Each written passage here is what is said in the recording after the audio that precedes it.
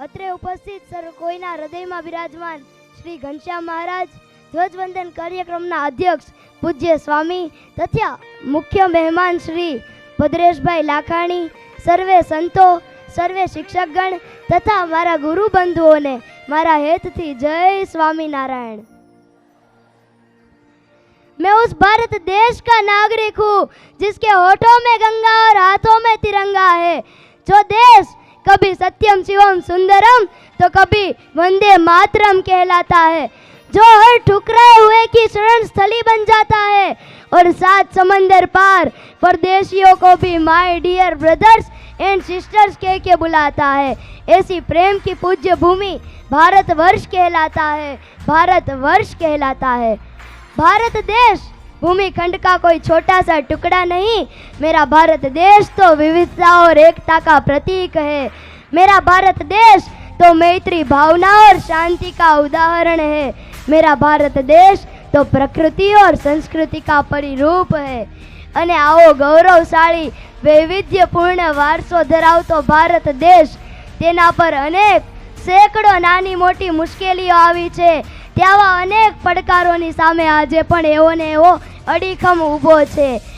આજથી આશરે 78 વર્ષ પહેલા ભારત દેશ 15 ઓગસ્ટ 1947ના દિવસે ગોરા અંગ્રેજોના રાજમાંથી આઝાદ થયો, પરંતુ તે પહેલા अनेक वीरोए पोताना प्राणनु बलिदान कर्यु। आ पावन भूमि माटे पोताना प्राणनु समर्पण कर्यु।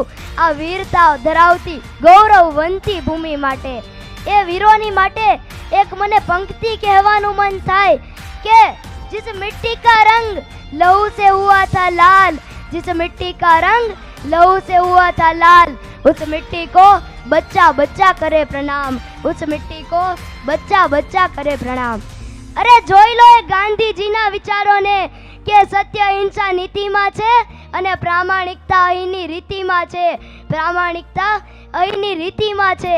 જેમણે એકલા હાથે ચરખો ચલાવી અને સ્વદેશી વસ્તુ વાપરવાની શીખ આપી, એ વ્યક્તિત્વ વિદેશી વસ્તુ વાપરતા પહેલા ક્યાં આપણે એ વ્યક્તિત્વને ભૂલી જઈએ છીએ। આ આપણી ઉણપ કહેવાય। એ ગાંધીજી કેવી હશે એમની તાકાત કે એક લાકડીના ટેકે દારૂ, બોમ્બ, તોપ, ગોળાને હરાવી દીધા અને આ આઝાદી પ્રાપ્ત કરવા માટે અનેક વખત કારાવાસ ભોગવ્યા, છતાં પણ લક્ષ્ય ન ચૂક્યા અને આ ભારત દેશને આઝાદી અપાવી।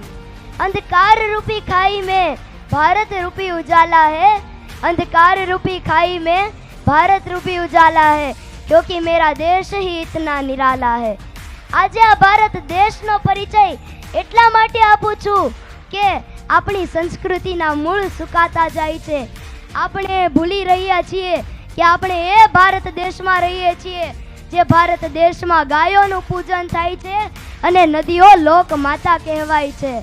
અરે જો કોઈ ભારતીય કલાકો સુધી ઓક્સિજન આપનાર તુલસી નીચે દીવડો પ્રગટાવે તો તેને અંધશ્રદ્ધાળુ કહેવાય અને લોકો 25 ડિસેમ્બરને દિવસે પ્લાસ્ટિકના ઝાડવા ઉપર બલ્બ સળગાવે તેને વેલ એજ્યુકેટેડ કહેવાય। અરે જો કોઈ ભારતીય ગીતા અને વચનામૃતનું વાંચન કરે તો તેને અંધશ્રદ્ધાળુ કહેવાય અને સિનેમાઓમાં જઈને મૂવીઝ જોવે તો તેને વેલ એજ્યુકેટેડ કહેવાય।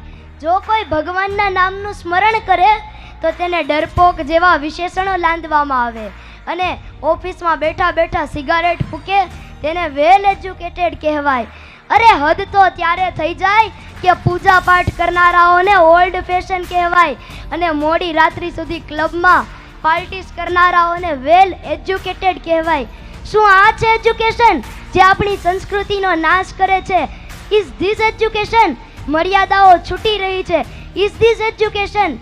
ના મારા મિત્રો, આપણે એજ્યુકેશનની વ્યાખ્યા ખોટી સમજી રહ્યા છીએ અને જો એજ્યુકેશનને કોઈ ખરેખર વ્યાખ્યાયિત કરતું હોય તો એ છે આ ગુરુકુલ જેવી સંસ્થાઓ એજ્યુકેશનને સારી રીતે વ્યાખ્યાયિત કરે છે। અરે હું વંદન કરું એ શાસ્ત્રીજી મહારાજને કે જેમણે આવી ભવ્ય અને દિવ્ય સંસ્કારયુક્ત અને કુસંગી મુક્ત ગુરુકુલો સ્થાપી। અરે આ ગુરુકુલોના સંતો તો ભગવદ્ ગુણોના વિરલ ધારક છે અને ભક્તો અને દાતાઓ તો દાસ ભાવનાથી સંપન્ન છે। અરે નાતાલના દિવસે 4 કિલ્લા ખોડીને મૃત્યુ પામેલા જીસસ તેને સૌ યાદ કરે છે, પરંતુ મકર સંક્રાંતિના દિવસે 49 દિવસ સુધી બાણસૈયા પર સૂતેલા ભીષ્મને કોઈ યાદ નથી કરતું. મિત્રો, ફરીને કહું છું કે જાગવાને જરૂર છે. આપણે આપણી સંસ્કૃતિને ભૂલી રહ્યા છીએ. અંતે હું એટલું જ કહીશ કે जिस मिट्टी में जन्म लिया और जिस मिट्टी में पले बड़े, जिस मिट्टी में जन्म लिया और जिस मिट्टी में भले पड़े, उस मिट्टी के लिए तो ये जान भी कुर्बान है, उस मिट्टी के लिए तो ये जान भी कुर्बान है. अस्तु, जय स्वामी.